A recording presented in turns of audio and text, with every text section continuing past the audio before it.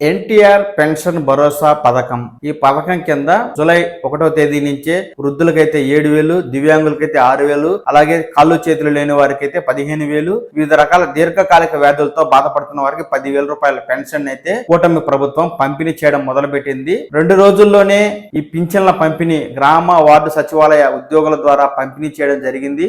3వ రోజు ఈ యొక్క పింఛన్ల పంపిణీ కార్యక్రమం అయితే దాదాపుగా 99.8% అంటే దాదాపుగా పూర్తి చేయడం అనేది జరిగింది.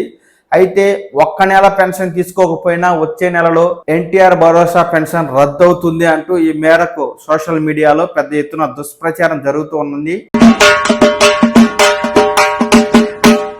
ఈ నెల 1వ తేదీ 2వ తేదీ పెన్షన్ తీసుకుంటే వాళ్ళు తీసుకోవాలంటే లేకపోతే వెనక్కి పోతుందంట. దీన్ని ఖండిస్తూ తెలుగుదేశం పార్టీ తాజాగా తన అఫీషియల్ ట్విట్టర్ అకౌంట్ లో ఫేక్ అలర్ట్ అంటూ ఈ మేరకు పెన్షన్లపై జరుగుతున్న దుష్ప్రచారాన్ని ఖండిస్తూ తాజాగా మనకు సమాచారాన్ని అయితే తెలియజేస్తున్నారండి.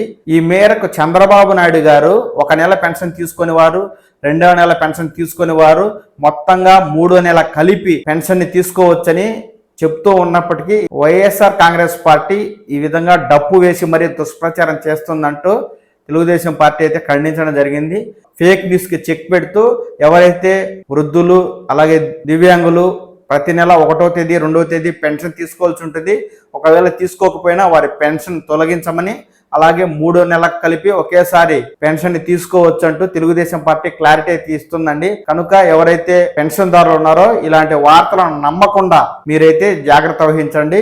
ఎప్పటికప్పుడు ఈ పెన్షన్ సమాచారం కావచ్చు, టీడీపీ కూటమి ఇచ్చిన సూపర్ 6 పథకాలకు సంబంధించి ఎలాంటి తాజా సమాచారం ఉన్నా నేను మీకు తెలియజేస్తూ ఉంటాను. ఈ సమాచారాన్ని మీరు మీ మొబైల్ ఫోన్ ద్వారా తెలుసుకోవడం కోసం ఈ పవన్ టాక్స్ తెలుగు ఛానల్ని లైక్ చేసి, షేర్ చేసి, సబ్స్క్రైబ్ చేసుకోండి. నమస్కారం.